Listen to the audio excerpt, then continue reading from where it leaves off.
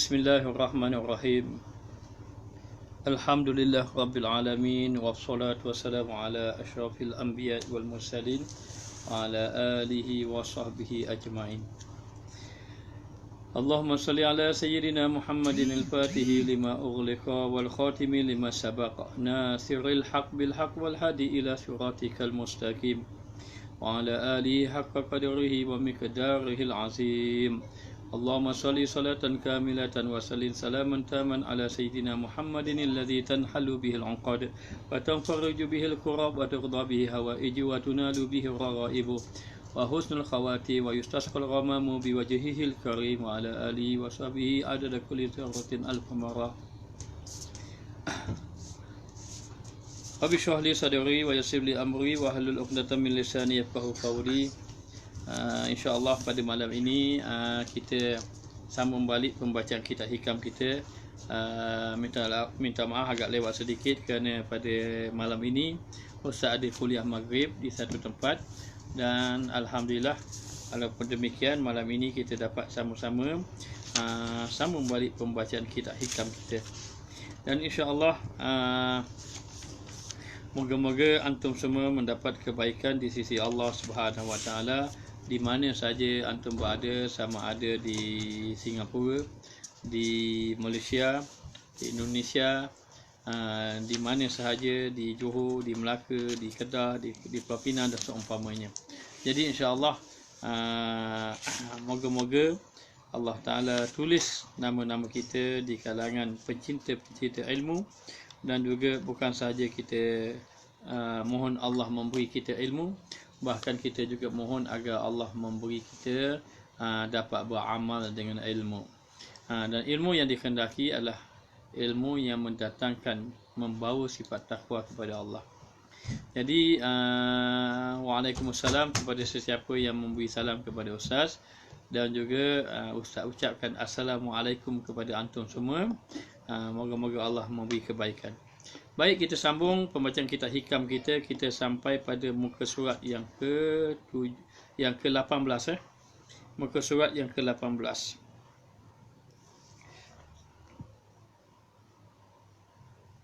Lebih kurang 10 baris daripada bawah.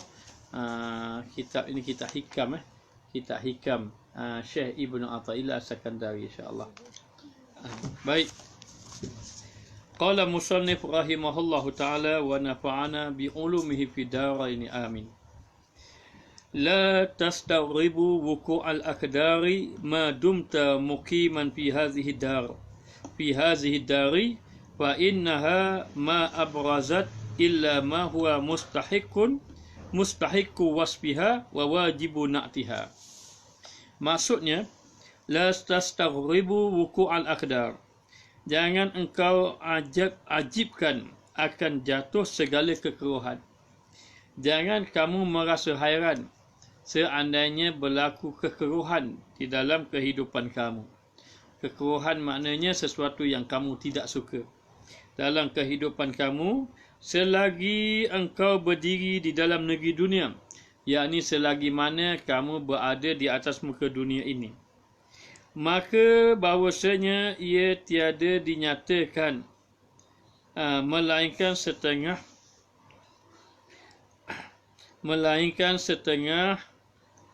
yang telah dizahirkan dalamnya daripada yang ia mustahak sifatnya. Apa yang berlaku kepada kamu semua, segala yang berlaku di atas muka dunia yang berbentuk segala kekeruhan. Apa makna kekeruhan? Yakni sesuatu yang kamu tidak suka.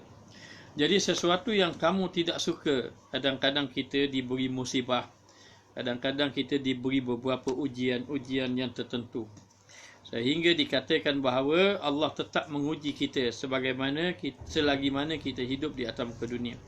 Maka segala yang ada di atas muka dunia yang berbentuk kekeruhan, tiba-tiba datang ujian, sama ada ujian itu penyakit, sama ada ujian itu kekurangan harta benda, sama ada ujian itu tanaman-tanaman kita tidak subur, sama ada ujian itu kita kerugian dalam perniagaan, ataupun kita mendapat harta tetapi harta itu hilang, dengan sebab dicuri oleh orang lain, ataupun dengan sebab kita difitnah sehingga kita jadi bersedih. Itu semua dikira kekeruhan yang berlaku semasa kamu hidup di atas muka dunia. Allah Ta'ala berfirman, Allazi khalaqal mauta wal hayata liyabluwakum ayyukum ahsanu amala. Allah Ta'ala menjadikan kehidupan dan kematian dan untuk menguji kamu siapakah yang paling baik amalannya di sisi Allah Subhanahu wa Ta'ala. Di dalam ayat yang lain Allah Ta'ala berfirman, wala nabluwannakum bisyai'in minal khawfi wal ju'in wa naqsim minal amwali wal anfusi was samarat wa basyiris sabirin. Kami, kata Allah Ta'ala, akan sentiasa menguji kamu sedikit daripada ketakutan, seperti ketakutan penyakit-penyakit. Kita ditimpa penyakit ataupun penyakit yang merebak. Wala nabluwannakum bisyai'in minal khawf, sedikit daripada ketakutan ataupun kekurangan harta benda, minal khawfi wal ju'i, ataupun kelaparan. Kadang-kadang baru-baru ini kita ditimpa wabak, sampai sekarang pun masih lagi tidak habis lagi. Kemudian berlaku pula lapar, makanan tidak cukup pula. Minal ju'i wa naqsim minal amwal, dan kekurangan harta benda. Anfusi was samarat, dan juga dengan jiwa raga kita yang ketika itu tidak tenang, susah, takut.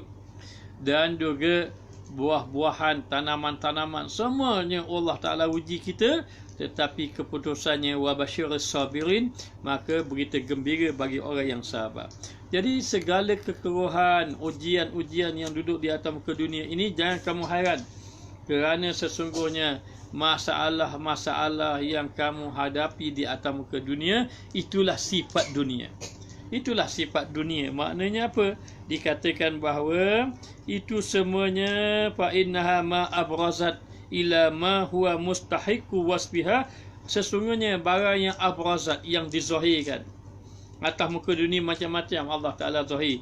Zahir dengan penyakit, zahir dengan kekurangan harta benda, zahir dengan musibah alam, dengan segala kekeruhan, yakni sesuatu yang kamu tidak suka itu daripada yang ia mustahak sifatnya. Itulah sifat yang berhak atas dunia. Itulah sifat dunia. Sifat dunia, dan wajib naatnya, wajib dia itu bersifat demikian. Allah Ta'ala ciptakan begitu. Maka sebenarnya duduk di atas muka dunia bukan tempat senang-senang. Duduk atas muka dunia bukan tempat kita ini nak berehat, tidak. Tetapi duduk atas muka dunia tempat kita beribadah, tempat kita bekerja, adapun hasilnya di negeri akhirat kelak. Jadi dalam keadaan macam itu, dikatakan bahawa kamu kena faham atas muka dunia memang sifatnya begitu. Memang sifat dunia begitu. Dunia memang penuh dengan ujian. Maka kekeruhan hati terus melanda. Hidup dalam keadaan berduka cita, dalam keadaan susah, maka jawapannya wa may yattaqillah yaj'al lahu makhraja. Sesiapa yang bertakwa kepada Allah, Allah Ta'ala beri jalan keluar. Allah Ta'ala selesaikan masalah. Maka tingkatkan ibadat kepada Allah, jauhkan maksiat. Yang kedua, ala bizikrillah tatma'innul qulub. Kamu berzikir kepada Allah, ketahuilah dengan berzikir kepada Allah, hati kamu akan menjadi tenang. Kemudian bila kamu wa man yatawakkal 'ala Allah fa huwa hasbuh, kalau kamu berserah diri pada Allah, Allah cukupkan segala urusan kamu. Ini kita yang beriman kena meyakini perkara ini. Dan apabila kita berada di atas muka dunia dalam keadaan macam itu, kita kuatkan iman, kerana dunia ini ujiannya umpama ombak yang melanda, ombak badai yang mengganas. Tetapi seandainya iman kita ini kukuh, umpama kapal yang besar, maka tidak memberi kesan pada ombak yang kuat. Baik, dalam keadaan macam itu, hendaklah kita memahami begitulah kehidupan atas muka dunia yang penuh dengan ujian daripada Allah Subhanahu wa Ta'ala. Yakni telah dijadikan Allah Ta'ala akan dunia itu negeri fitnah. Dunia ini penuh dengan fitnah dan juga bala. Dan juga bala ujian supaya mengeja tiap-tiap seorang di dalamnya atas yang dikhendaki barang yang terdahulu baginya.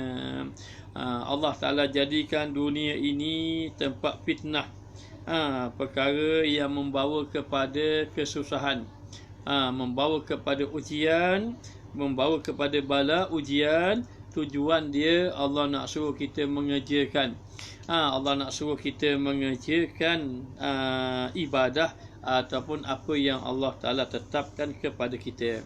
Maka kata ulama, tidak ditimpa ujian di atas muka dunia kecuali 4. Ingat apa dia? Yang pertama untuk mendekatkan diri kita kepada Allah. Para jamaah sekalian, apabila kita ditimpa ujian, jalannya ialah dengan mendekatkan diri kepada Allah. Bila kita mendekatkan diri kepada Allah, nanti Allah selesaikan akan segala masalah kita.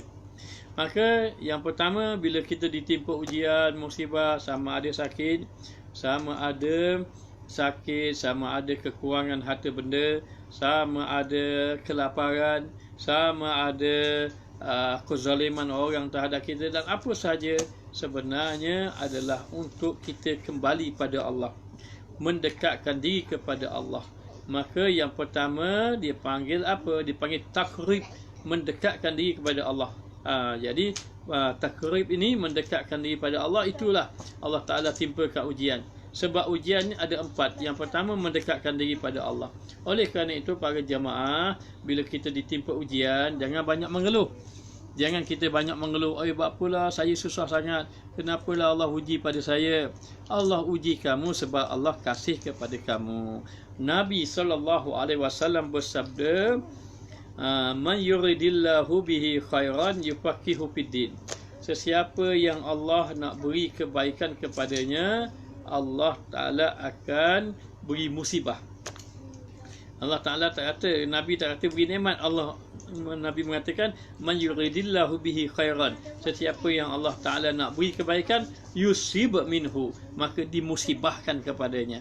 Maka menunjukkan kepada kita bahawa kita ini, maknanya bila sahaja kita mendapat ujian, itu tanda Allah kasih kepada kita. Baik, yang pertama, untuk mendekatkan diri kepada Allah. Yang kedua, untuk mendidik hati kita.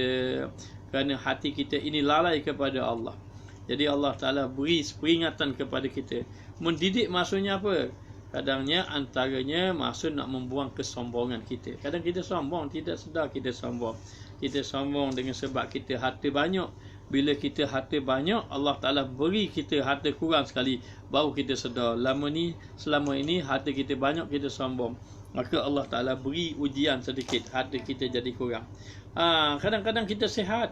Bila kita sihat, kita tak beribadat pada Allah. Allah Ta'ala beri sakit, nak buang, nak didik hati kita. Dulu sihat, tak beribadat. Jadi di situ kena faham. Kena faham. Saya pernah pergi ziarah satu orang, dia kata apa? Dia kata masa saya sakit, Ustaz, masa saya sakit, saya memikirkan kesalahan saya pada Allah. Saya memikirkan Allah banyaknya lalai saya begini-begini. Lalu saya mohon pada Allah, berilah saya sembuh. Saya nak beribadat pada Allah. Tapi bila Allah Ta'ala beri sembuh, dia pula kata, rasa-rasa lara pula Ustaz. Maknanya, maka dikatakan bahawa kita sekarang ini, bila Allah memberi ujian, kata ulama, yang kedua nak mendidik hati supaya menghilangkan kesombongan yang ada pada kita. Kadang-kadang kita menjadi majikan, kita menjadi pengarah, kita menjadi orang-orang besar, kita rasa kita sudah hebat. Tiba-tiba Allah Ta'ala beri sakit kita supaya kita sedar. Maknanya Allah ingin mendidik hati kita. Yang kedua, litahzib. Tahzib maknanya mendidik. Yang ketiga, litakfir, untuk menghabiskan, menghapus sayiat, takfir sayiat. Takfir sayiat menghapuskan kesalahan kita. Jadi bila Allah Ta'ala beri ujian, kita bersabar. Bila kita sabar, akhirnya Allah menghapuskan akan segala dosa-dosa kita. Dan dalam waktu yang sama juga Allah ingin memberi pahala kepada kita. Jadi bila kita sehat, kemarin dah bicara, waktu sehat kita ni kita banyak lalai. Patutnya kita ibadat, dan kita pula banyak tangguh-tangguh. Tetapi oleh kerana masa yang kita tangguh tu kosong, sepatutnya diisi dengan ibadat. Allah nak beri pahala. Baik aku beri sihat, mu tak beribadat pada aku. Baiklah aku minta aku beri mu sakit lah, mu tak payah beribadat, mu rehat aja. Tetapi mu bersabar. Maka jadilah orang tadi akhirnya tanda Allah Ta'ala kasih, Allah Ta'ala beri bala pada dia supaya dia sabar untuk mendapat pahala di sisi Allah Ta'ala. Itu yang ketiga. Untuk apa? Menghapuskan dosanya. Yang keempat, menghapuskan dosa dan memberi pahala. Dan yang keempat untuk mengazabkan dia. Apa maksud azabnya? Supaya dia tidak berterusan di dalam dosa, supaya dia tidak berterusan di dalam maksiat. Dia kalau masa sihat dia main judi, contoh je ni. Masa sihat dia main judi, masa sihat dia minum arak. Lalu Allah Ta'ala beri sakit supaya dia tak main judi, tak minum arak, supaya dia muhasabah diri dia. Maka ini tanda semuanya Allah Ta'ala kasih. Tetapi tengok sifat Allah ni ada dua. Satu jalal, satu jamal. Dalam perbuatan manusia ini, afaan Allah tunjukkan, tajalikan dua sifat ini. Satu sifat jalal, satu sifat jamal. Sifat jalal ini maknanya sifat kebesaran Allah. Maka dengan kebesaran Allah tu Allah Ta'ala tunjuk. Bila orang itu sakit, itu tanda tajalli sifat jalal. Bila Allah Ta'ala tengok dia ini dalam keadaan sombong, Allah Ta'ala beri musibah, itu dengan sifat jalal Allah. Maka ada orang yang soleh, Allah Ta'ala beri nikmat, itu sifat jamal Allah Ta'ala. Maka dalam af'al Allah Ta'ala terhadap manusia, dua sifat ini, sama ada sifat jalal ataupun sifat jamal Allah Subhanahu Wa Ta'ala. Jadi kata ulama, ta'zib itu tanda kemukaan. Ada pun yang tahzib, mendidik, menghapuskan dosa, mendekatkan dia, itu tanda Allah Ta'ala maknanya kasih kepada dia. Maka dalam keadaan macam itu, kita hendaklah maknanya menyedari bala ujian, jangan buruk sangka dengan Allah. Allah masih dalam keadaan kasih kepada kita semua. Baik, maka dunia sudah tahu sifatnya. Sifat dunia ini tempat ujian. Sifat dunia ni tempat kita berletih-letihan. Sifat dunia ni tempat yang kita tidak berehat. Sifat dunia ni sifat yang menyeruhkan hati. Banyak benda yang kita tak suka daripada benda yang kita suka. Itu sifat dunia. Baik, lalu dikatakan bahawa yakni telah dijadikan Allah Ta'ala akan dunia ini negeri fitnah dan bala, supaya mengerjakan tiap-tiap seorang di dalamnya atas yang dikehendaki barang yang terdahulu baginya, yakni supaya kita ini beribadah kepada Allah Ta'ala bila Allah memberi bala ujian kepada kita, dan didatangkan balasnya di dalam negeri akhirat, supaya kamu ini beramal mana yang terdahulu baginya, yakni sebagaimana Allah berfirman, wa ma khalaqtul jinna wal insa illa liya'budun, tidak aku jadikan jin dan manusia kecuali untuk mengabdikan diri pada Allah. Inilah yang Allah Ta'ala sudah catatkan, Allah Ta'ala sudah maktubkan kepada kita, kehadiran kita di atas muka dunia, ubudiyah, ibadat kepada Allah.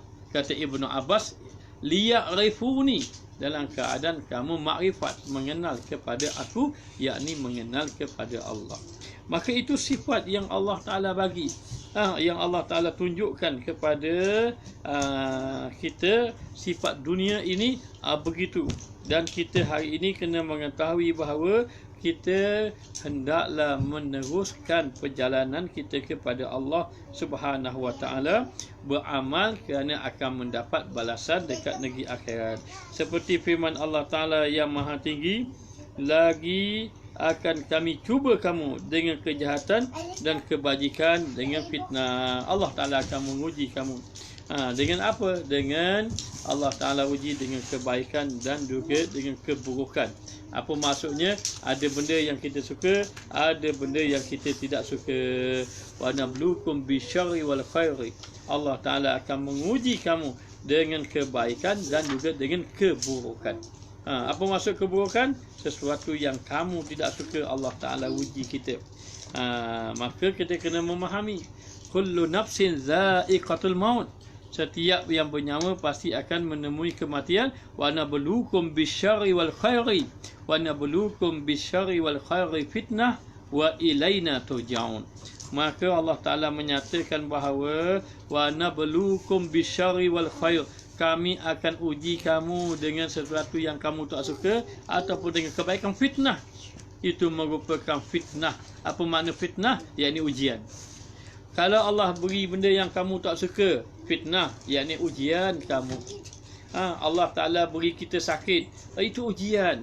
Allah Ta'ala beri kita sihat, syari wal khairi, kebaikan seperti sihat, itu juga ujian. Sihat ujian ke Ustaz? Ya, sihat ujian lah. Sebab apa? Bila kita sihat, kadang-kadang kita lupa pada Allah Ta'ala. Wa ilaina turja'un, maka kamu hendaklah kembali kepada Allah Subhanahu Wa Ta'ala. Maka dalam keadaan macam itu, kita kena memahami, oh, kita atas muka dunia pasti Allah Ta'ala akan menguji kita. Akan uji kita. Baik, lalu dalam keadaan itu dikatakan bahawa kami cuba kamu, uji kamu dengan kejahatan dan kebajikan, dengan fitnah. Wa nabluukum bisyarri wal khairi fitnatan. Maka Allah Ta'ala akan datangkan semuanya di dalam ujian. Tidak ada terlepas kita daripada ujian. Jangan kita tengok orang sakit, oh tu dia sakit, ujian dia tu sebab dia sakit.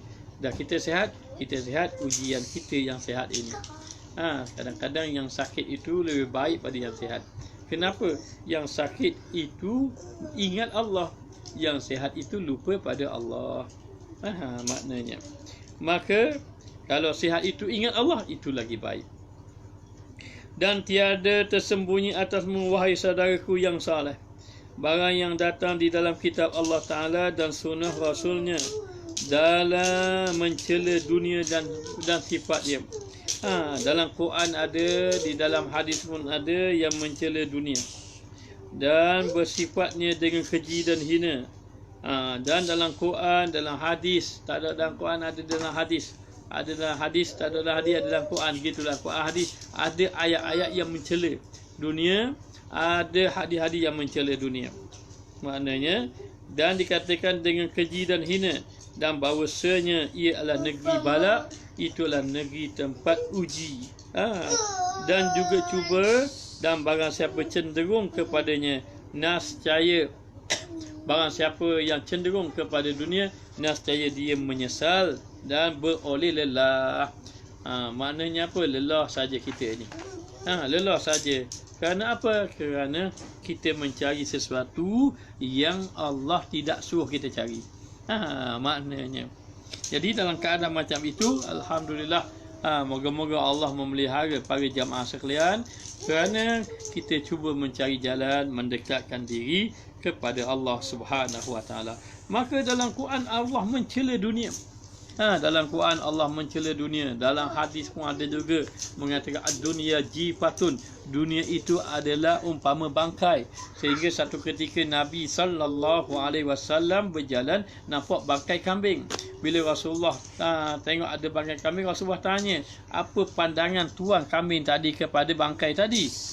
Mereka sudah pastilah tuan kambing tadi memandang hina akan bangkai kambing tadi. Tak ada nilai di situ tuan kambing tadi akan bangkai kambing dia tadi. Katanya Rasulullah, kalau begitu tuan dia tu tengok kambing, bangkai kambing itu tidak ada nilai, Allah melihat dunia lebih lagi daripada bangkai. Ad-dunya jifatun. Maknanya, sehingga dikatakan bahawa kalaulah ada pandangan Allah Ta'ala kepada dunia itu, walaupun seberat nyamuk ataupun senilai sayap nyamuk, saya tidak akan diberi minum oleh Allah Ta'ala akan orang-orang kafir walau satu titik pun. Maka itu menunjukkan bahawa Allah sudah tidak memandang kepada dunia, Allah memandang kepada akhirat. Yang dimasukkan dunia itu yang Allah tidak pandang, Allah tidak pandang dunia itu ialah dunia yang lalai. Kalau ditanya adakah semua dunia dicela? Tidak. Mana-mana dunia yang mengingatkan kamu kepada akhirat tidak dicela. Maknanya mana-mana dunia yang ingat kamu kepada akhirat tidak dicela. Allah memberi harta banyak pada kamu, tapi kamu infak banyak. Kerana apa? Kamu ingat akhirat, maka itu tidak tercela. Yang dimasukkan di dalam dunia, ayat-ayat yang mengatakan dunia itu dicela, baik hadis ad-dunya sijnul mu'mini wa jannatul kafir. Dunia itu umpama penjara bagi orang mukmin, tapi syurga bagi orang kafir. Maknanya jadi sebenarnya Allah memberitahu kepada kita, Rasulullah memberitahu kepada kita, keutamaan kita adalah akhirat, bukannya dunia. Allah Ta'ala telah berfirman, Qul ya ibadilladzina amanu taqu rabbakum lilladzina ahsanu fi hadhihi dunya hasanah wa ardullahi wasi'ah innama yuwaffas sabiruna ajrahum bighairi hisab. Katakanlah, wahai hamba-hamba yang beriman kepada Allah, hendaklah kamu bertakwa kepada Tuhan kamu. Bagi mereka yang melakukan kebaikan di atas muka dunia ini, akan diberi kebaikan. Di dunia hasanah, akan diberi kebaikan. Wa ardullahi wasi'ah, dan Allah jadikan buminya luas untuk diri dia. Wa innama yuwaffas sabiruna ajrahum bighairi hisab. Adapun bagi orang yang sabar, benar-benar dia sabar di atas ujian Allah, dia dapat pahala tanpa hisab. Maka dalam keadaan ini kita kena memahami, jangan kita terlalu banyak kerja dunia. Bukan salah kerja dunia, tapi jangan terlalu banyak. Jangan sampai kita tertumpu hati kita kepada dunia. Antum nak cari dunia sebanyak-banyak tidak jadi masalah. Nak cari harta sebanyak-banyak tidak jadi masalah. Yang menjadi masalah itu adalah bila mana dunia itu melekat dalam hati kita. Bila dunia melekat dalam hati kita, akhirnya tanpa kita sedar, kita lebih mengutamakan dunia daripada akhirat. Walal akhiratu khairun. Akhirat itu lebih baik, wa abqa, dan lebih kekal di sisi Allah Subhanahu wa taala. Jadi sudah dipahami bahawa dunia itu dipandang hina oleh Allah. Allah Taala memandang hina, Nabi memandang hina kepada dunia. Maknanya apa? Nabi tidak terpedaya dengan keindahan dunia, dengan kehebatan dunia. Imam Ghazali bagi contoh cantik sungguhlah. Dia bagi contoh. Apa dia? Dia kata kita ni umpama naik kapal. Kita ini seumpama naik kapal. Jadi bila kita naik kapal, kita akan singgah di sebuah pulau. Maka bila kita singgah di sebuah pulau, dan sebelum kita turun daripada kapal, nahkoda kapal dah bagi tahu, ingat kamu akan singgah di pulau. Tapi tujuan kamu singgah di pulau ni ialah kamu kena ambil bekalan sebanyak-banyaknya. Ambil sebanyak-banyaknya. Nanti sampai masa bila dipanggil, semua akan naik ke atas kapal dan akan pergi ke destinasi yang begitu jauh. Maka siapa yang bawa bekalan secukup-cukup, sebanyak-banyak, dia untung. Sesiapa yang tak bawa bekalan, dia rugi. Maka turunlah orang daripada kapal, singgah ke pulau. Bila singgah ke pulau, maka ada 3 golongan. Golongan pertama, golongan ini terpedaya dengan keindahan pulau. Tahu duduk atas kapal, atas pulau ni kena ambil bekalan, tapi tengok pulau indah, cantik sungguh pulau ini, indah sungguh pulau ini, terlupa nak cari bekalan. Maka bila panggil naik kapal, naik atas kapal, tidak ada bekalan. Ini orang yang rugi. Jadi golongan pertama ini adalah golongan yang duduk di pulau, yakni di atas muka dunia. Dia tidak ambil bekalan, yakni dia tidak beribadah kepada Allah Ta'ala. Maka dia pun naik atas kapal, dia pun pergi ke destinasi yang dituju, yakni akhirat, tanpa bekalan. Wal-iyazubillah. Golongan pertama tidak ada bekalan. Kenapa tidak ada bekalan? Kerana terpedaya dengan keindahan dunia. Yang kedua, dia duduk atas muka dunia, dia duduk atas pulau, dia singgah di pulau, dia pun terpedaya dengan keindahan pulau. Namun di tengah jalan, dia pun sedar, aku kena cari bekalan duduk sini. Maka baru dia sedar. Bila dia sedar, dia cari bekalan. Kalau sempat banyak-banyaklah. Kalau sempat sikit-sikit. Ini golongan kedua. Boleh jadi golongan kedua ni juga ramai. Maknanya golongan masa zaman muda-muda lara. Zaman muda-muda lara. Ada yang datang, ya Allah Ustaz, berapa puluh tahun dah tinggal. Tinggal maknanya puasa. Ada yang tinggal sembahyang. Banyaknya saya kena qada. Yelah, dulu dah bila semayang baru nak semayang. Maknanya jadi lalai. Tapi alhamdulillah Allah bagi hidayah dia nak kembali pada Allah Taala. Maknanya moga-moga dikurniakan taubat nasuha, wafat dalam husnul khatimah. Kita tak boleh buruk sangka pada orang. Maknanya. Lalulah dikatakan bahawa golongan yang kedua, dia di tengah jalan baru sedar, barulah nak cari bekalan. Ini golongan macam mana? Boleh jadi umur 30-an baru nak beribadat. Umur 40-an baru nak beribadat. Moga-moga Allah Ta'ala ampunkan.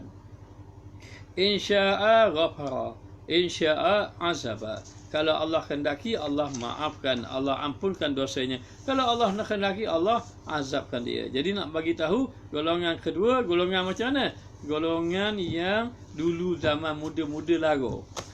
Muda-muda tak beribadat, tengah jalan baru nak beribadat. Ini golongan kedua. Boleh jadi golongan kedua ni golongan yang paling ramai. Boleh jadi, wallahu alam. Golongan yang ketiga adalah dia turun atas pulau tadi daripada kapal, singgah di pulau. Dia kata walau indah macam mana pulau, dia tahu tujuan aku duduk atas pulau ini bukan nak berseronok-seronok. Tujuan aku duduk atas pulau ini, aku nak cari bekalan sebanyak-banyaknya. Jadi apa dia? Dia tak hirau keindahan pulau, dia cari bekalan sebanyak-banyaknya. Akhirnya dipanggil oleh nahkoda kapal, lalu dia naik atas kapal, bawa bekalan paling banyak. Ini golongan yang paling untung. Golongan yang dia duduk atas muka dunia, dihabiskan dengan ibadah kepada Allah. Golongan pertama habis masa dengan maksiat. Golongan kedua dengan maksiat terlebih dahulu, di pertengahan jalan baru sedar, baru nak tambah ibadat. Ini golongan kedua. Golongan yang ketiga daripada awal buat ibadah, dijauhkan daripada maksiat. Maka dikatakan bahawa beruntunglah bagi orang yang diampunkan dosa oleh Allah, bertemu dengan Allah dengan membawa bekalan. Jadi bekalan tu nak ambil kat mana? Minta maaf, bekalan tu hanya atas muka dunia saja. Bila sudah sampai ke akhirat, maka tidak ada lagi bekalan, tidak ada lagi amal. Kata Sayyidina Ali, al-yaw amalun bila hisab, ghadan hisabun bila amal. Hari ini al-yaw amalun bila hisab. Hari ini kamu beramal, Allah tidak kira lagi di hadapan mata kamu. Ghadan besok, ghadan hisabun bila amal. Besok kamu nak besok akan dihisab, tidak lagi ada amal. Ahli-ahli syurga dalam kitab Tanbih Ghafilin, ahli-ahli syurga minta kepada Allah, ya Allah, ya Tuhan kami, izinkan kami sujud kepadamu. Allah Ta'ala berkata kepada ahli syurga, ini bukan ahli neraka, Allah Ta'ala berkata kepada ahli syurga, wahai ahli syurga sekalian, hari ini bukan hari ibadat, sujudnya di atas muka dunia, bukan di akhirat. Ini akhirat tidak ada lagi sujud. Lalu ahli syurga mengatakan, ma abadnaka haqqa ibadatika, ya Allah, kami benar-benar tidak beribadat kepadamu dengan sebenar-benar ibadat. Dengan sebenar-benar ibadat. Allah mengatakan sudah tidak ada lagi amal. Yang ada ia amal atas muka dunia. Alhamdulillah, Allah memberi lagi kita ruang, masa, kesihatan, maknanya masa lapang. Allah Ta'ala beri lagi untuk kita ini peluang untuk bertaubat kepada Allah. Inilah jalan mendekatkan diri pada Allah, bertaubat kepada Allah Subhanahu Wa Ta'ala. Kalau tidak, kita terpedaya. Dunia itu membinasakan kita, dunia itu merugikan kita sebenarnya. Jadi tidak salah kita mengambil dunia, tetapi ambil sekadarnya. Ambil sekadar macam mana? 4 perkara. Yang pertama, ambil untuk keperluan kehidupan kamu. Kamu kena cari sumber pendapatan yang cukup untuk menampung diri kamu, ahli keluarga kamu. Kalau seorang baru isteri saja, sekadar dengan isteri pun alhamdulillah. Kalau ada anak, dapat rezeki, cukup kita, cukup isteri kita, cukup anak kita. Jadi yang pertama, kamu kena cari dunia untuk melepaskan keperluan kehidupan kamu sekeluarga. Lepas tu yang kedua, kamu juga kena ada tempat tinggal yang baik. Kena ada tempat tinggal yang baik, maknanya bukan bermakna kena tinggal tempat tinggal yang baik mesti rumah besar, tidak. Mencukupi kamu dengan anak, isteri kamu cukup maknanya. Dan yang kena itu, lepas pada ada rumah, kena ada juga kenderaan yang elok-elok. Kenderaan yang elok-elok. Jadi yang dimasukkan kenderaan yang elok-elok tu, kalau boleh kenderaan yang maknanya tidak membebankan kita. Banyak kenderaan yang membebankan kita. Contoh, kita pada bayar kereta saja. Kenderaan tu habis masa dengan habis timpul duit kena bayar. Jangan sampai membebankan kita. Maknanya kalau boleh kita pakai kenderaan yang padan-padan dengan kita. Elakkan daripada berhutang para jemaah. Maknanya elakkan pada berhutang. Orang kata, ustaz, kalau kita tak berhutang nak pakai kereta baru macam mana? Tak apalah, tak pakai kereta baru pun tak apa. Elakkan daripada berhutang. Kehidupan ustaz tak pernah pakai kereta baru. Yang paling penting kita ambil kereta pun maknanya sekadar-kadar untuk cukup sahaja.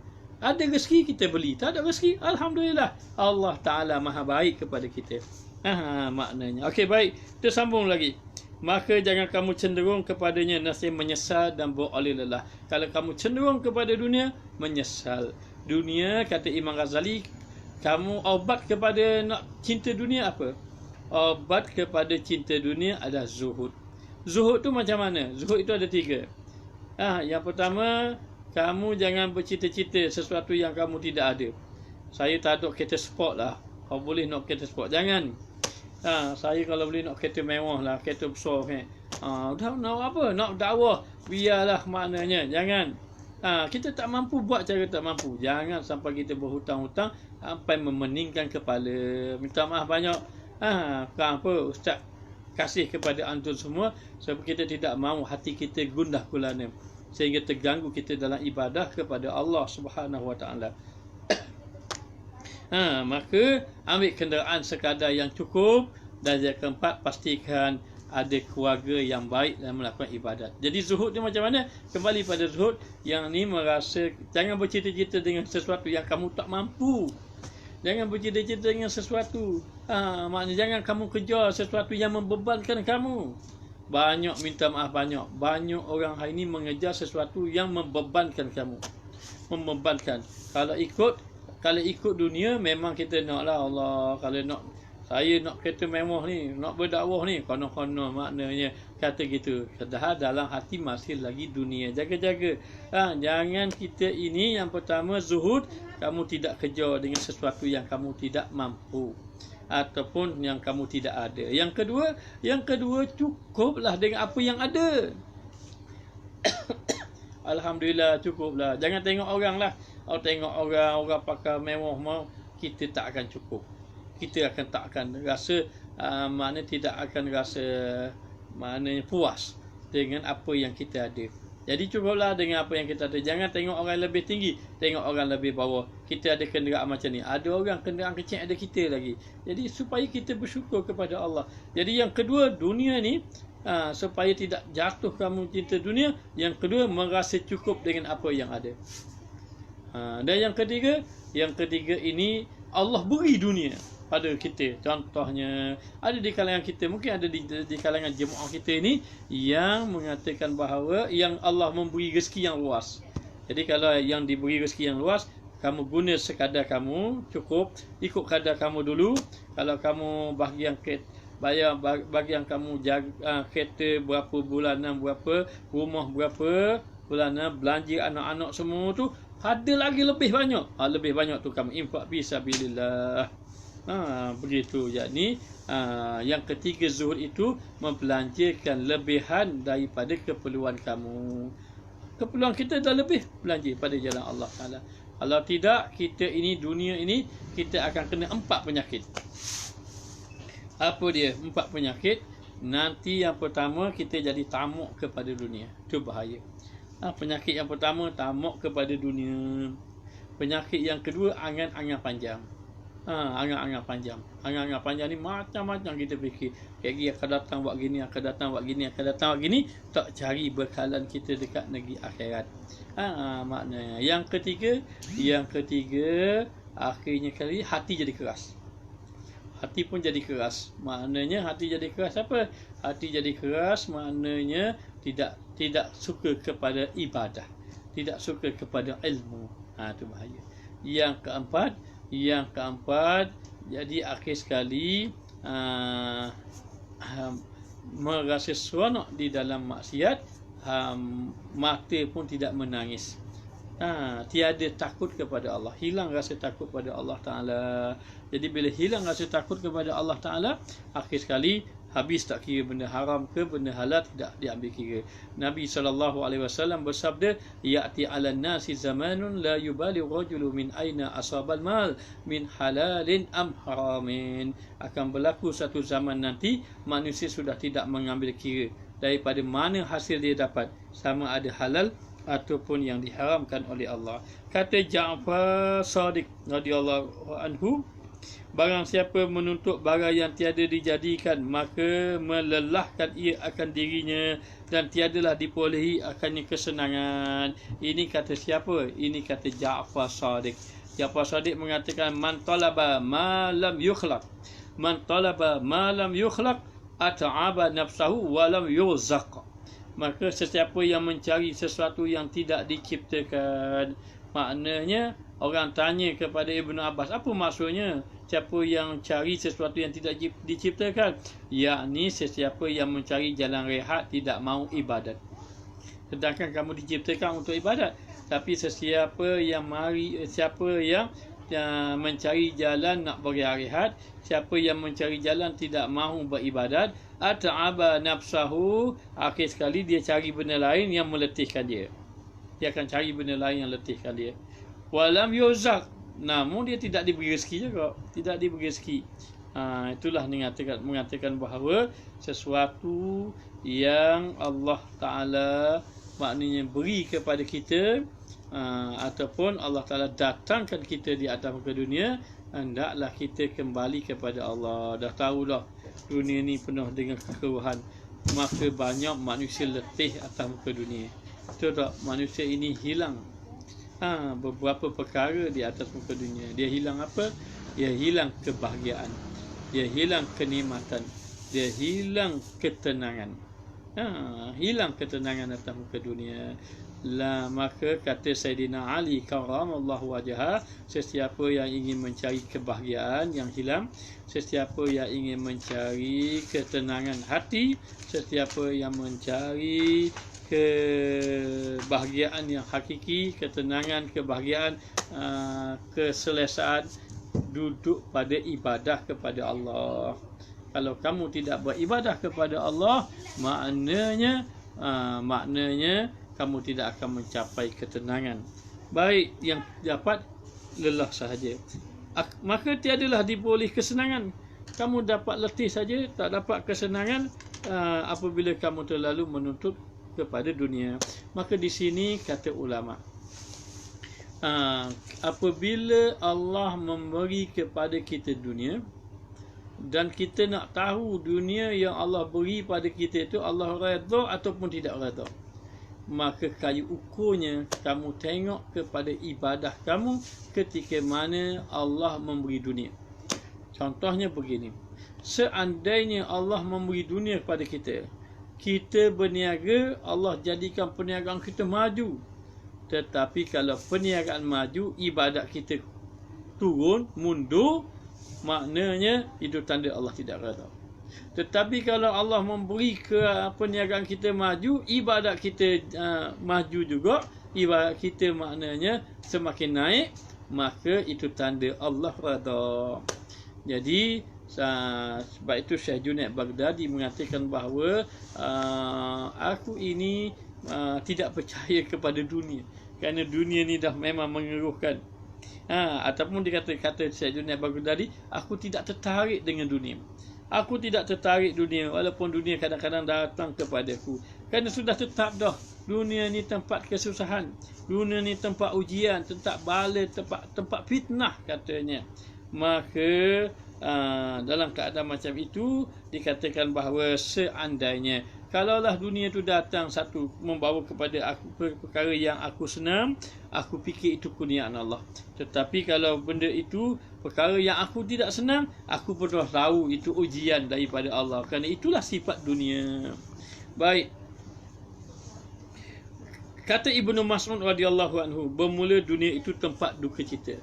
dunia itu tempat duka cita. Barang siapa dan barang yang ada daripadanya, daripada kesukaan, itu adalah keuntungan, itu adalah laba, keuntungan. Jadi dikatakan bahawa oleh Ibnu Mas'ud, mengatakan bahawa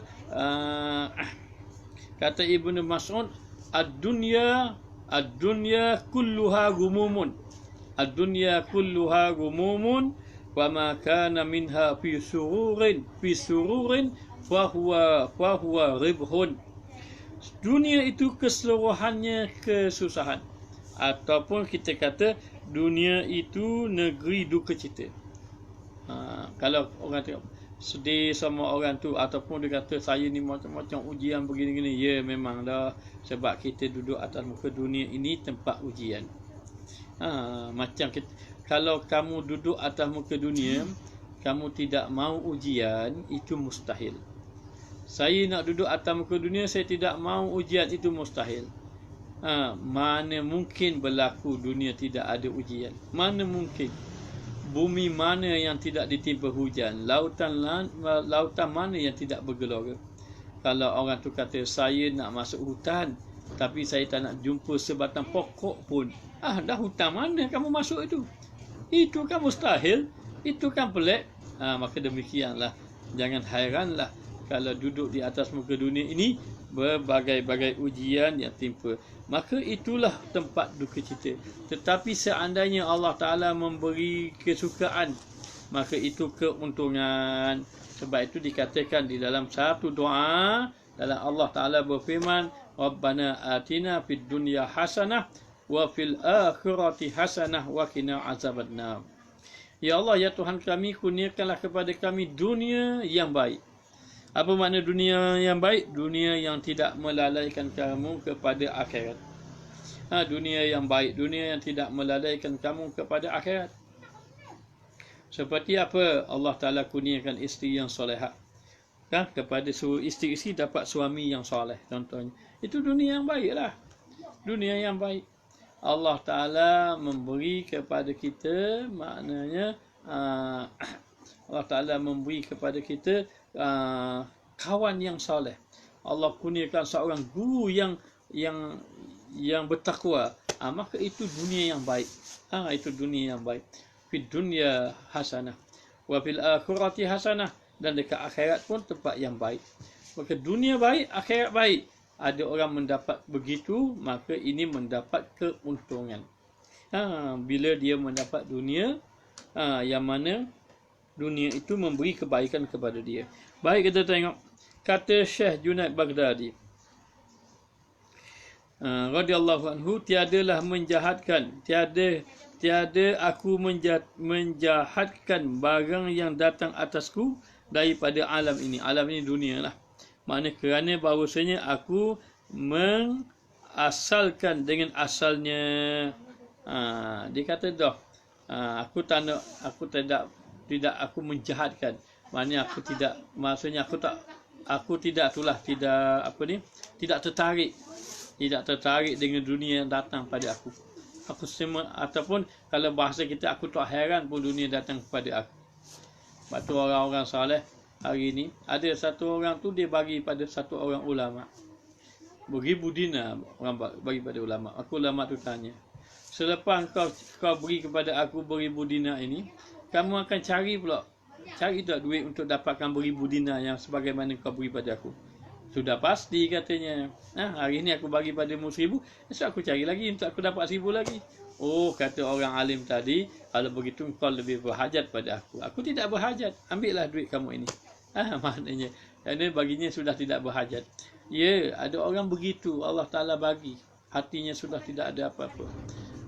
Sudah tidak ada apa-apa pada dunia. Baginya ada, alhamdulillah. Tidak ada, tidak mengapa. Yang paling penting tidak melalaikan dia ibadah kepada Allah. Kata Syekh Junaid Baghdadi, aku tidak hairan dan aku tidak kagum.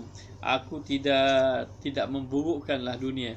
Kalau dunia datang kepada aku ni, aku tak rasa tak rasa pelik sana, tak rasa hairan kalau dunia itu datang pada aku. Dan kerana aku dah tahu dah dunia ni penuh dengan tipu daya. penuh dengan tipu daya, kerana apabila datang kepada aku dunia, aku akan mengasalkan dengan asalnya. Aku tahu dah asal kejadian dunia ini. Apa dunia ini? Dunia itu negeri hamun ghammun. Dunia itu negeri susah hati, duka cita. Itulah negeri. Siapa yang duduk atas muka dunia tak pernah duka cita? Siapa di kalangan kita yang tidak pernah rasa sedih? Mesti ada. Mesti ada yang rasa sedih. Maknanya begitulah maknanya. Kadang-kadang sedih dengan isteri, kadang-kadang sedih dengan suami, kadang-kadang sedih dengan anak, kadang-kadang sedih dengan jiran tetangga, kadang-kadang sedih dengan ibu bapa, kadang-kadang sedih dengan sahabat handai kita, kadang-kadang sedih dengan guru kita, kadang-kadang sedih macam-macam sedih, susah hati dan berumpamanya. Dan dunia ini juga tempat bala, ujian. Kadang-kadang kita bersedih dengan penyakit yang kita hidapi, kadang-kadang kita sedih dengan orang menzalimi kita. Jadi begitulah kehidupan dunia, sedih, duka cita, sedih, begitulah keadaan dunia tadi. Maknanya, dan dunia ini tempat fitnah, tempat ujian. Apa makna fitnah tu? Adalah tempat ujian. Allah menguji kita. Maknanya. Jadi Allah Ta'ala tengok kita. Kita tak akan sentiasa dalam keadaan senang semua.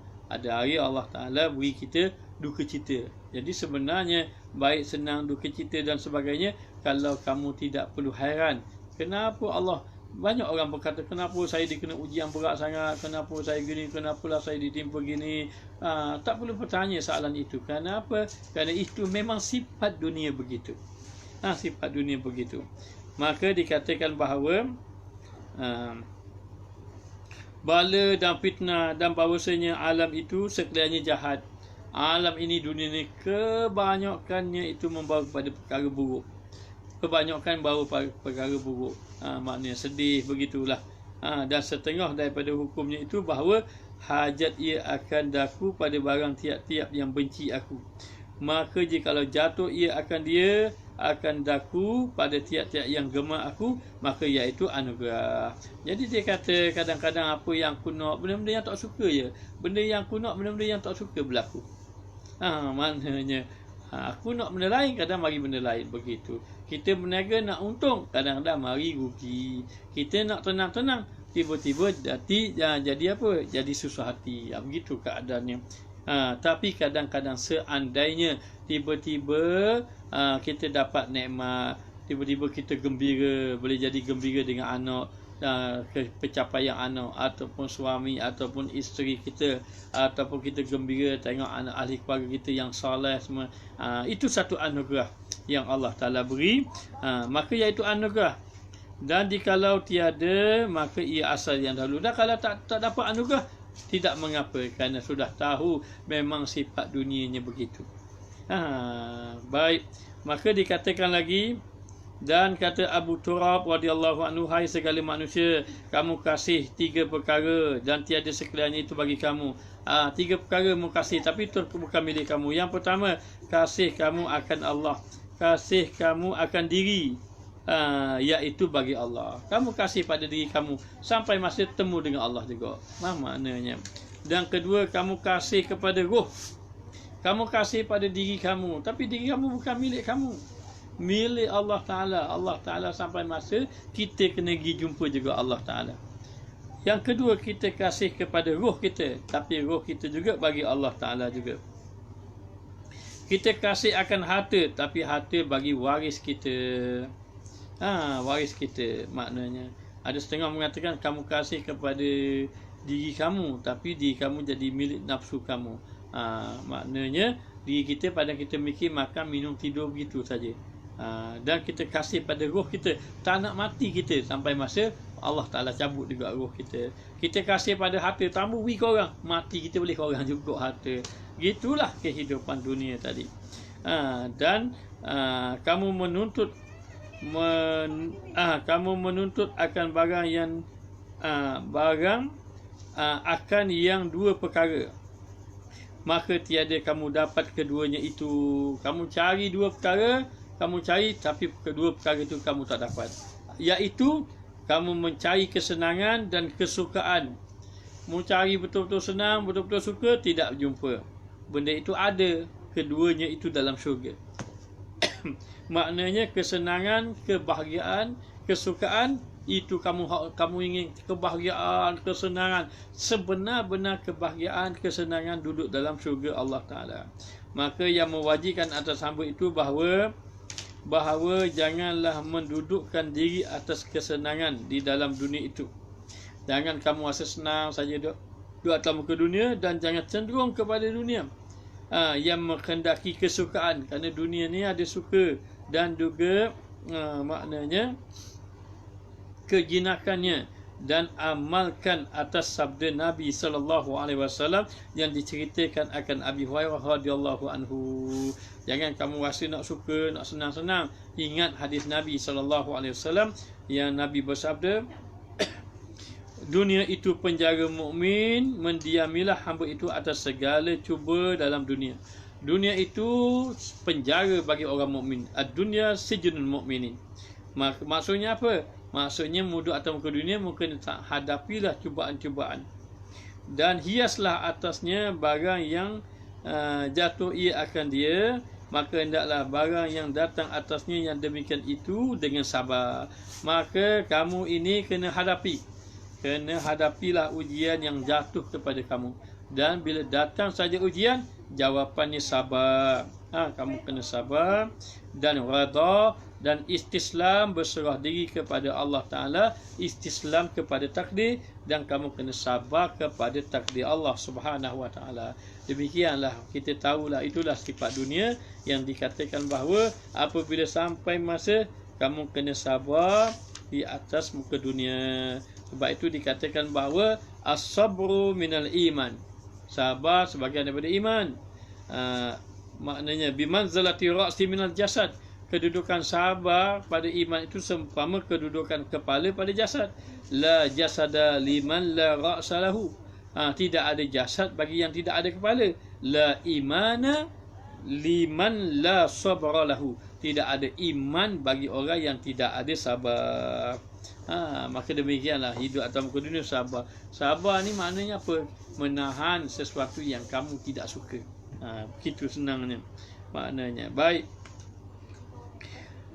Kata Ahmad ibnu Abi Hauza radhiyallahu anhu, kata Abu Sulaiman Ad-Darani kepada aku, lapangkan sedikit kamu, maknanya kamu jangan banyak makan, banyakkan berlapar, dan sunyikan, banyakkan beruzlah, duduk tu, dan hinakan sedikit, yakni hendaklah kamu maknanya tundukkan diri kamu, dan sabarkanlah sedikit, sabar sekejap, datang muka sabar, dan senyanya habislah daripadamu segala hari dunia sampai habis atas muka dunia. Sikit je, tahan sikit, sabar. Lepas tu maknanya tundukkan hati kamu, rasa dengan penuh kehinaan kepada Allah Ta'ala. Kemudian tahan lagi dengan jangan banyak-banyak makan dan seumpamanya tadi. Maka sampai habis hari dunia kamu, maka itulah perjalanan dunia. Kena banyak maknanya menghadapi, nak beritahu apa? Kena banyak menghadapi kesusahan. Dan kata Ibnu Abbas radhiyallahu anhuma, afdalul ibadah, afdal ibadat itu adalah sabar, tak kala saat kesakitan. Dan tersebut di dalam setengah akhbar, bermula menuntut keluasan dengan sabar itu ibadat.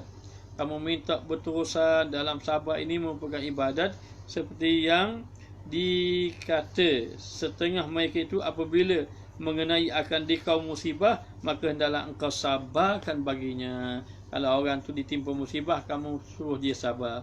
Dan kalau kamu kena musibah, kamu pun kena sabar. Dan sebesar-besar musibah itu musibah orang yang dicuba tiada sabar. Sebesar-besar musibah apa dia? Orang ni dikira musibah apabila Allah Ta'ala timpa musibah, dia tak sabar. Itulah musibah yang besar, iaitu tidak sabar dengan musibah. Maknanya. Dan hanya senya yang telah menolong akan hamba atas pekerjaan dunia dan akhiratnya, takluknya pada Tuhannya, dan berpalingnya daripada tiada sesuatu yang lain daripada Tuhan.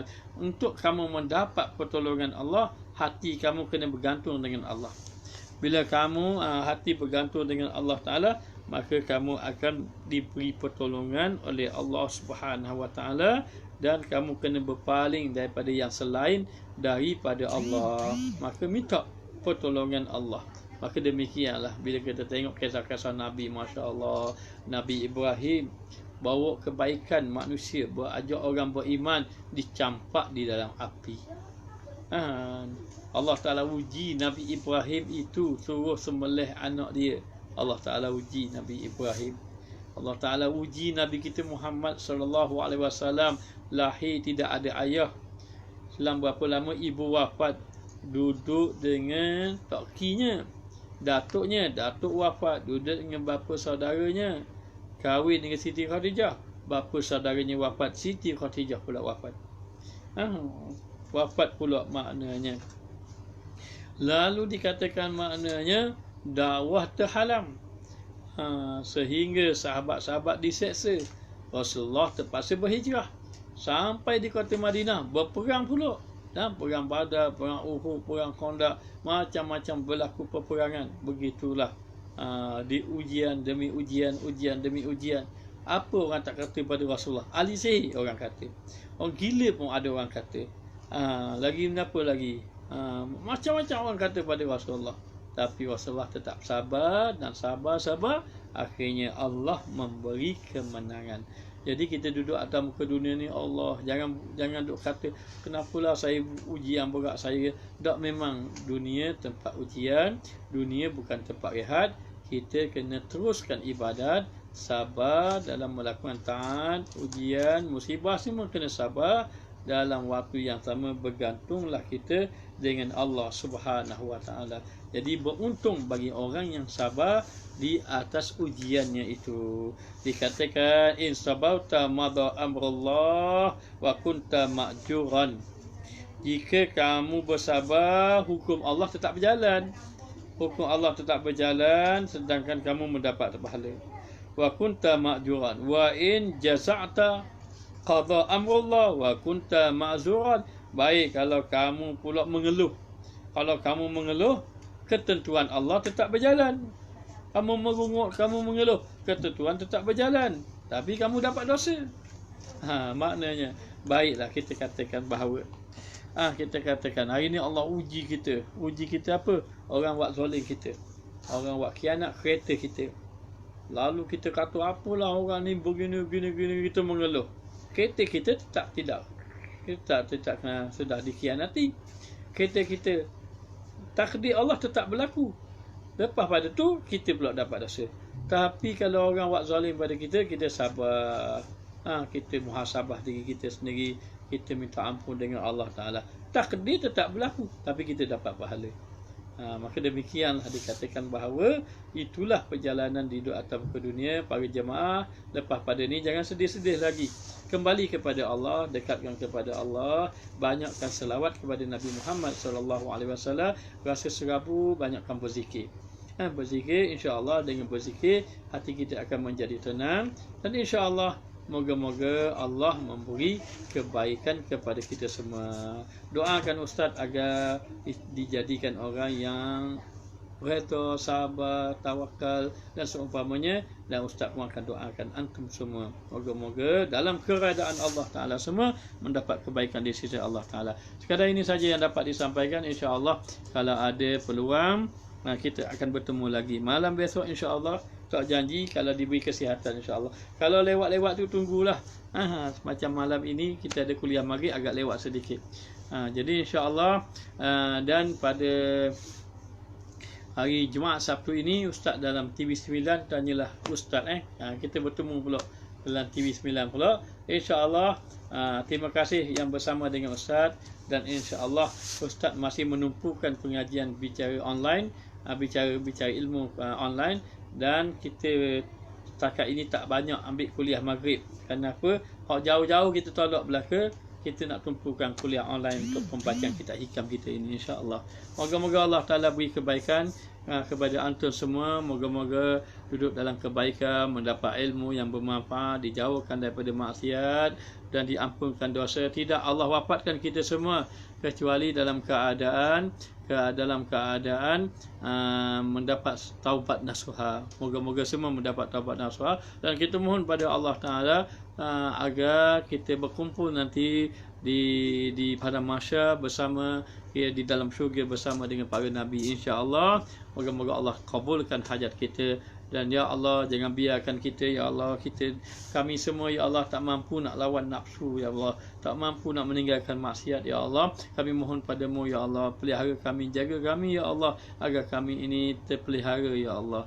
Ya Allah, ya Tuhan kami jahil, kami lemah, kami ahli maksiat. Kami mohon padamu, ya Allah, dikurniakan ilmu, diberi kekuatan ibadat, diberi ketakwaan kepadamu, ya Allah.